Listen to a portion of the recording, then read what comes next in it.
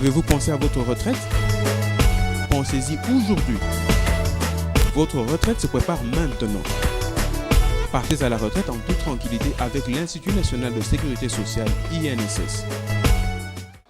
Bandeko bae bazali ngambo yokuna epai moyi elamukaka. Tosengi na bino pardon mingi bosukisa bitumba na Bukavu, bosukisa bitumba kuna na Nord Kivu.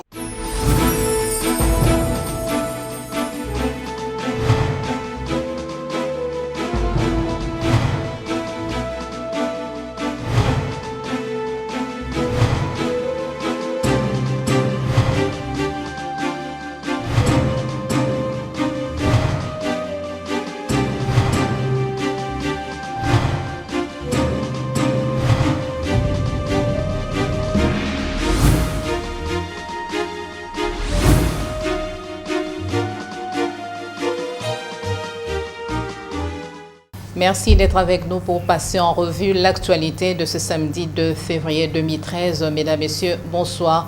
Un invité qui nous a rejoint sur ce plateau, ce monsieur Jean-Marie Kassamba, qui est coordonnateur de la visibilité de la révolution de la modernité.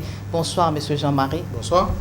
Voilà, permettez-moi d'ouvrir ce journal. Le lancement cet avant-midi de la campagne de mobilisation de fonds pour la mission de la conférence épiscopale nationale du Congo Senko, initiative du secrétariat général sous la coordination de la présidence de la Senko. Christiane Dipinda, Gaylor Ngangi, commentaire image. Je suis ravi de te recevoir, mais dis seulement une parole et je serai guéri. Tout a commencé par une célébration eucharistique présidée par son Excellence Monseigneur Nicolas Djomo, président de la Senko.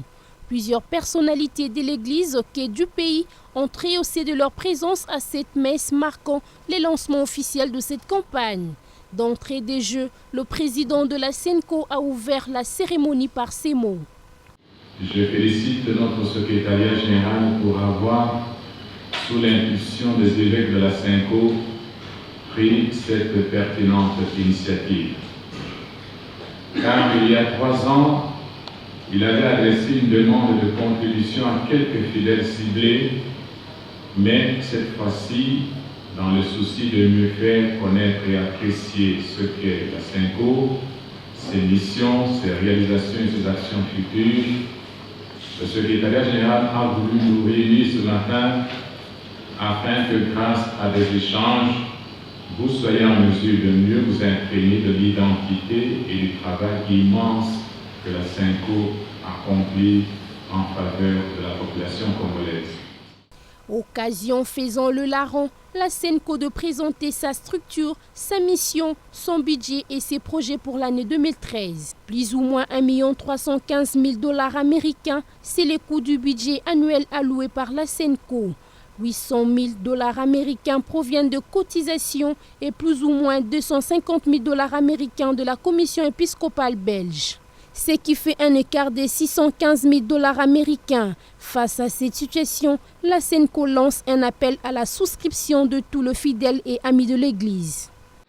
Appel à la souscription.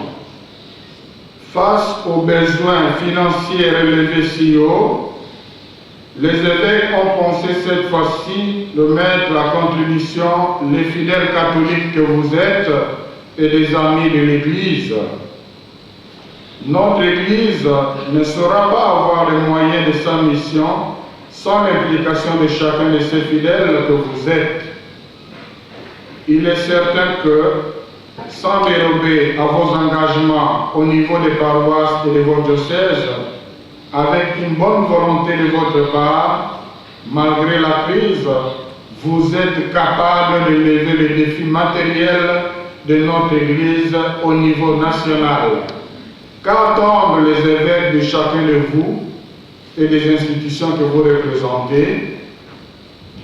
Au niveau individuel, il est demandé pour cette année à chacun de vous, en plus de ce qu'il fait dans sa paroisse, de souscrire au début de cette année à payer pendant l'année un montant laissé à sa discrétion.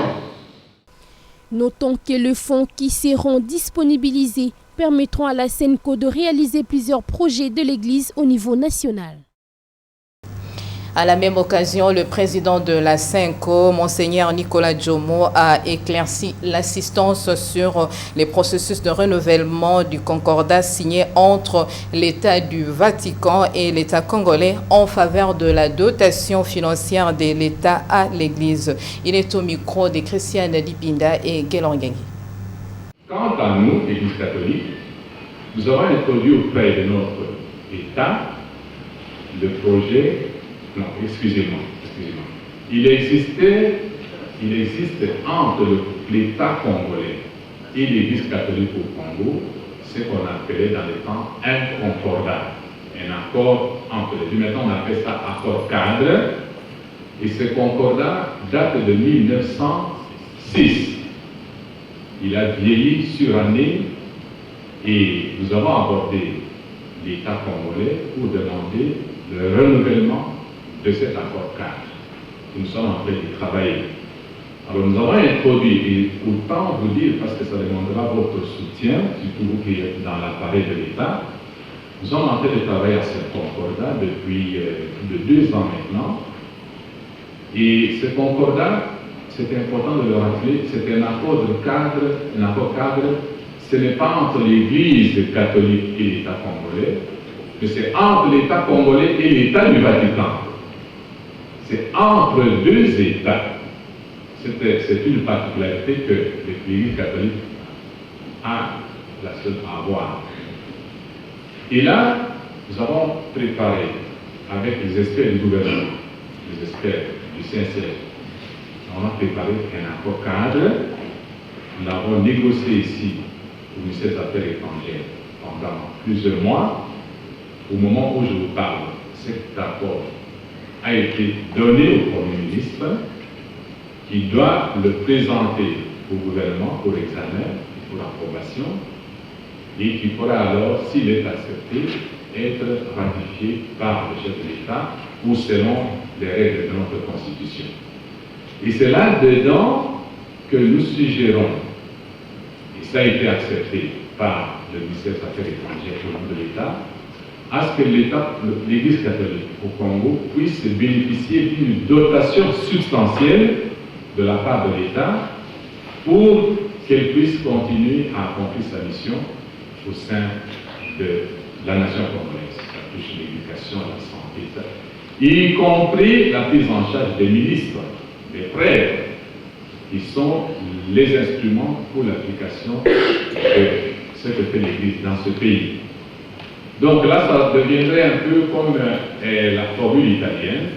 L'État ferait une dotation à l'Église et ça nous permettrait, à partir de cette dotation, de soutenir les prêtres. Voilà vers où on s'achemine. Ça nous donnerait aussi un cadre pour pouvoir régler les problèmes, notamment concernant l'aumônerie militaire et toutes les autres questions. Mais on nous a posé la question suivante. En demandant cela à l'État, oui, mais d'autres églises aussi vont le demander, il y en a tellement au Congo. Nous disons que ça revient au discernement de l'État, du Bengaï. C'est pourquoi, pour nous, ce que nous demandons, ce n'est que le renouvellement de quelque chose qui existait, qui existe.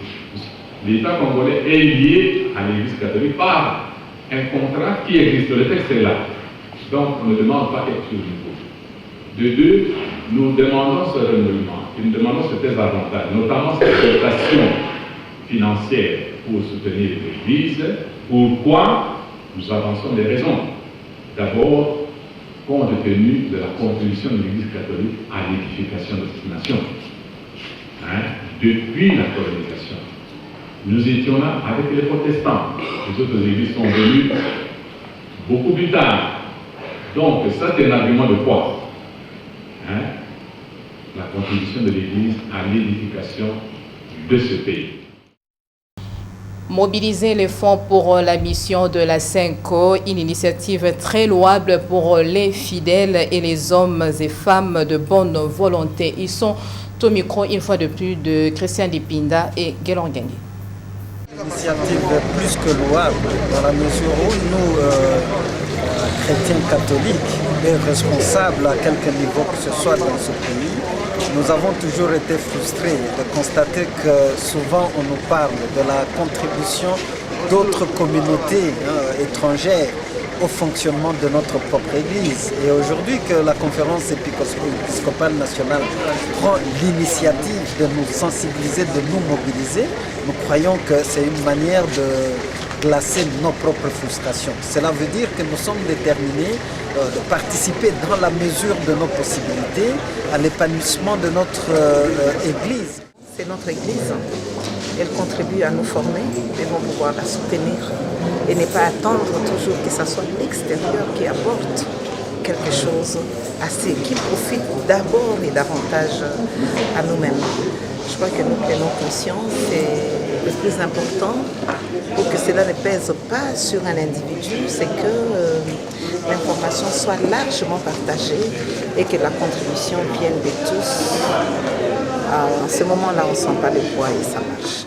C'est une initiative louable, c'est pourquoi nous sommes venus répondre à l'invitation. Et nous pensons que, comme chrétiens catholiques, formés par les catholiques, nous avons l'obligation d'apporter notre modeste contribution pour le bon fonctionnement de cette Église. C'est ce qui justifie notre présence à cette rencontre.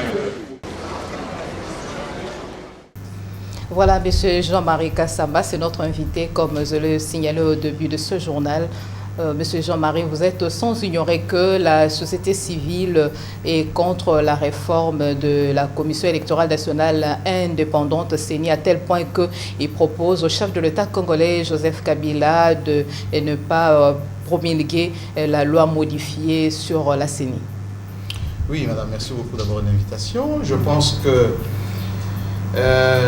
les réformes que nous voulons pour notre pays sont l'émanation des textes que nous nous sommes donnés, c'est-à-dire de notre Constitution. Les points de vue des individus, des associations sont tout à fait compréhensibles, on peut les écouter, mais ça ne doit pas faire, ça ne doit pas constituer des blocages pour que notre pays avance. Je vous rappelle qu'il a été demandé à ce que la CENI soit amendée et que c'est le Parlement national qui est constitué de la majorité, de l'opposition, qui a fait ce travail. Parce que c'est à la majorité et à l'opposition au Parlement de faire ce travail de modification de la Constitution. Parce que la CENI est l'émanation de la Constitution. Deuxièmement, depuis toujours, la CENI a été toujours plutôt... cette commission qui supervise les élections a été toujours gérée par la société civile. Rappelez-vous, Monseigneur Moussengo, société civile.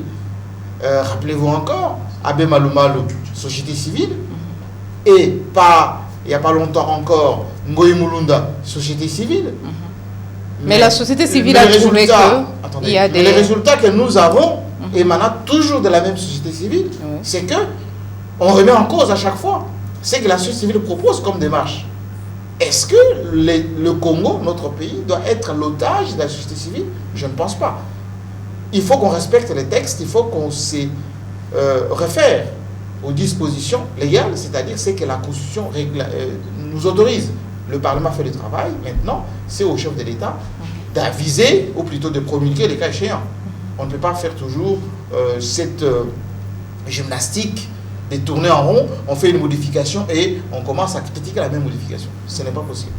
Mais si la société civile trouve qu'il y a des aléas, n'empêche qu'elle peut donner un point de vue. Naturellement, comme les journalistes peuvent donner leur point de vue, comme les étudiants peuvent donner leur point de vue, comme les militaires et les enseignants. Donc, on ne va pas dire que la CENI au Congo est une propriété de la société civile. Ou d'ailleurs, il faut examiner très bien qui est société civile et qui ne l'est pas. Parce qu'en réalité, il y a beaucoup de politiciens. Rappelez-vous, Moïse Bayati était président de la société civile. Aujourd'hui, il est président d'un parti politique et il est ministre au gouvernement. Et je peux vous en citer des exemples. Donc, il y a beaucoup de gens qui veulent bien se cacher derrière la société civile alors qu'ils ont des agendas politiques. Mais dans une règle, les exceptions, il n'en manque jamais. Là, ce sont des exceptions de la règle. Oui, exception ou pas, mais moi je constate tout simplement que il y a beaucoup de mélange des gens. Très souvent, les gens se cachent derrière la société civile alors qu'ils ont des agendas politiques. Ils veulent adopter une démarche pour une cause ou une autre. Alors, il faut tomber les masques, dire des choses telles qu'elles sont pour que les gens comprennent et vous qualifient, vous cadrent. Et je vous rappelle encore une fois la modification de la CENI, c'est l'émanation du Parlement et en tout cas ce qui est prévu par la Constitution.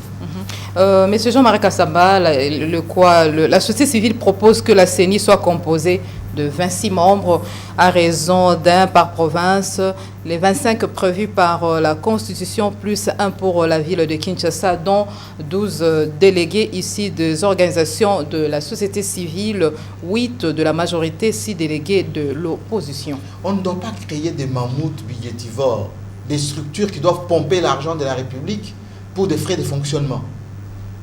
La structure qui doit gérer les élections doit être légère, arrimée au ministère de l'Intérieur. Pourquoi les gens veulent toujours créer des structures qui sont politisées qu'en réalité c'est pour leur positionnement personnel? Je ne pense pas que le Congo a besoin de ça. Le Congo a besoin qu'on ait des structures qui doivent aider la population à avancer. Vous savez, la CENI, on peut critiquer tout ce qu'on veut, a organisé des élections sur l'ensemble des territoires, province par province. Les élections contestées. Mais est-ce que je peux vous dire si à la conférence nationale souveraine, il n'y a pas eu de contestation? Quand Malou Malou était à la tête, il n'y a pas eu de contestation? À grande échelle. Ngoï Mulunda n'a pas eu de contestation? Non. Dans chaque structure congolaise, il y a toujours des contestations. Il faut qu'à un moment donné, qu'on soit mature nous-mêmes, qu'on sache ce qu'on veut. Je vous rappelle que la société civile s'est d'abord battue pour faire partie de la CENI. Ce n'était pas autorisé. Vous vous rappelez, c'était majorité et opposition. Maintenant qu'ils sont dedans, pourquoi ils montent les enchères? Non, il ne faut pas que ce soit une propriété privée de la société civile. C'est une structure des Congolais représentant les institutions congolaises appuyées à la démocratie congolaise pour que les choses avancent. Mais la société civile tient plutôt à une nette amélioration. Pourquoi? Parce que si on prend l'exemple typique des élections de 2006, pourquoi pas de 2011, il y avait pas mal à boire et à manger. Raison pour laquelle cette fois-ci, ils ont haussé les tons. Ils veulent bien que tout soit tiré au clair. Mais madame, je vous l'ai dit tout à l'heure, toutes les élections que nous avons connues dans notre pays ont été toujours organisées par la société civile. L'Église était toujours au sein ou de la supervision des débats nationaux à la conférence nationale souveraine ou dans l'organisation des élections. Même pendant la transition, nous avons eu ici un président du Sénat, qui est Monseigneur Marigny, qui était de la société civile. Donc, on ne crée rien là. On n'invente rien. On ne nous apporte pas des anges. On apporte des politiciens congolais qui ont des soutanes, qui ont des robes et qui veulent bien s'occuper de la chose politique. Il faut que les choses avancent. La Constitution a levé des dispositions légales. C'est une loi qui doit s'appliquer et s'opposer à tout le monde. Il faut que les gens, à un moment donné, se réfèrent au texte. Le Parlement a fait le travail, il sera promulgué. S'il y a des amendements, nous sommes dans une société de débat, il y aura les débats. Mais il ne faut pas qu'on puisse, encore une fois, nous faire perdre le temps. N'oubliez pas qu'il y a derrière les élections locales, provinciales, et nous allons être hors calendrier. Et après, c'est la même corporation, les mêmes personnes qui vont venir pour dire oui, il faut organiser les élections à la va-vite, etc. Et quand c'est organisé à la va-vite, il y a des imperfections, on va dire, c'est mal organisé. Le même débat a eu lieu lorsqu'il fallait changer la CENI. Les élections de 2011 étaient organisées à la va-vite. Oui, à la va-vite, parce que on n'a pas voulu que la CEI organise les élections. Et là, vous incombez la faute à la société civile. Absolument. Parce qu'à l'époque, Malou Malou avait dit, laissez-moi appliquer les calendriers que j'avais proposés. Ils ont dit non, il faut absolument qu'il y ait la nouvelle CENI pour organiser les élections. Non, mais les présidents de la CENI clamaient haut et fort qu'il est prêt sur tout le plan pour pouvoir affronter ces élections. Madame, le temps, il est incompressible. Vous pouvez être prêt, mais quand le temps matériel ne vous permet pas. En plus, ces élections étaient organisées sur fonds propres de la République. Rappelez-vous. Voilà, la communauté internationale qui était disposée à nous donner les moyens jusqu'à la dernière minute. Et beaucoup de gens ont fait campagne contre les élections, y compris les CEDAC. Voilà, nous allons continuer, M. Jean-Marie. Les forces acquises au changement par opposition ont organisé ce samedi une conférence de presse pour lancer un appel à l'opinion publique relatif à la mobilisation de tous pour une participation massive et active de plus d'un Congolais à la marche pacifique qu'il va organiser le 16 février prochain en guise de interminables guerres à l'est de la République démocratique du Congo et de pourparlers de Kampala. Suivez les coordonnateurs de FAC qui est au micro de Bobette Meto. Pour les forces acquises au changement, opposition, qui croient ont la capacité de sursaut d'orgueil et de dignité des populations congolaises, il est temps de renoncer à l'attentisme, de renoncer à la résignation et au silence. Il est temps de ne plus s'abandonner à l'inacceptable. Il est temps que le peuple congolais se mette debout et marche en chantant en chœur l'hymne sacré de notre solidarité pour nous réapproprier la démocratie confisquée afin de créer les conditions pour que la vie reprenne au Congo. Mesdames et messieurs de la presse, c'est dans cette perspective que les FAC opposition renouvellent leur vibrant appel à toutes les forces politiques de l'opposition, aux forces vives, à la diaspora, aux églises et à toutes les organisations des hommes et des femmes de bonne volonté pour une grande mobilisation en vue d'une marche pacifique le 16 février 2013 en mémoire des martyrs de la démocratie tombés le 16 février 1992. Voilà, M. Jean-Marie Kassamba, les forces acquises au changement ont jugé opportun le 16 février prochain organiser une marche pacifique en guise de pourparlers de Kampala qui vise à remédier à la crise qui prévaut à l'est de la RDC. Quel est votre point de vue par rapport à cette initiative? C'est une bonne chose. La démocratie au Congo fait partie aussi de l'expression libre. Maintenant, il faut se poser la question, c'est quoi l'objectif? Est-ce que l'objectif est aller dans le sens de la République pour dénoncer les pays qui soutiennent les M23 contre les intérêts de la République, pour marcher pour l'unité de notre pays, pour faire comme une bonne partie des membres de l'opposition, Christian Badibangi, François Mwamba et les autres sont partis à Kampala pour voir tous les sujets en discussion, ou c'est pour encore perturber la conscience des Congolais. Aujourd'hui, il n'y a pas un seul Congolais qui puisse être en phase, ni avec les Rwandais, ni avec les Ougandais. Si c'est dans ce sens-là, oui, parce que les mamans ont marché, les enfants ont marché.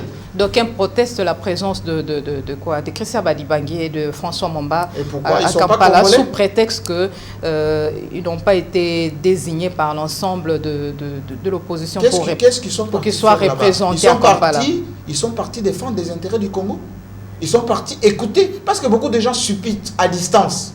Ils n'ont même pas de dossiers, ils ne savent même pas les contenus. Ils sont partis là-bas pour écouter, voir ce qui se passe. On ne peut pas faire la politique de la chair vide, des spéculations, à distance. Prêter les intentions, à distance. Qui n'a jamais été virulent ici à Kinshasa que Christian Badibangi? Qui n'a jamais été aussi pertinent que François Mwamba au Parlement? Non, il faut que dans notre pays, qu'on sache ce qu'on veut. Il y a beaucoup de gens qui nous distraient ici. Il y avait un membre éminent de l'opposition, je dis bien éminent, qui aujourd'hui se retrouve en face de la République contre les intérêts du Congo. Il s'appelle Roger Lumbala. Je n'ai pas entendu FAC, Force Acquise au Changement, condamner expressement l'alignement de M. Lumbala en face de la République. Parce que derrière les gens qu'il soutient, il y a des Congolais qui meurent. Vous avez dit guerre interminable au Congo, à l'Est. Mais les M23, ce n'est pas eux qui ont tué et pillé et qui continuent à terroriser la population à l'Est. Si c'est pour marcher contre les M23, tant mieux. que les gens se réveillent maintenant pour marcher. Non, mais l'opposition s'est prononcée à propos de Roger Lumbala. Et il a dit quoi? L'opposition a dit que le Parlement est allé vite en besogne en essayant d'enlever l'immunité de quoi, comment dirais-je, Roger Lumbala, d'écarter Roger Lumbala. Oui. Le Parlement est allé vite en besogne. La condamnation, elle est où? La condamnation de prise de position de quelqu'un qui s'aligne avec des gens, il n'y a même pas 2 mois, qui ont pillé, tué à Goma, qui ont pris même des portes, qui ont traversé avec. Maintenant, Madame, et si c'est pour parler, arriver à aboutir à un terrain d'entente? Non, il n'y a pas besoin. Vous ne trouvez pas on n'a pas besoin de s'entendre avec des pilleurs, non. Ils ont dit, ils ont des revendications. Alors on est parti les écouter. Qu'est-ce que vous voulez exactement? Ils sont en train de se perdre là-bas. Tantôt on veut des autoroutes, tantôt on veut des supermarchés. Tantôt non, il faut changer la constitution. Non, il faut le Parlement, gouvernement de transition. Ils ne savent pas ce qu'ils veulent. En réalité, ce sont des suppôts des Rwandais. Les Rwandais leur sifflent dans les oreilles ce qu'ils doivent dire. On les a écoutés pendant presque un mois. Rien de consistant. La communauté internationale les a condamnés comme fausse négative. Aujourd'hui, ceux qui pensaient que Raymond Chibanda et toute la délégation étaient partis à Kampala pour vendre la République, ils ont vu qu'on n'a pas laissé un iota. Monsieur Jean-Marie Kassamba, quelle leçon vous tirez? Au Mali, il y a de rebelles qui s'aimaient aussi la terreur et la désolation. On sent la communauté internationale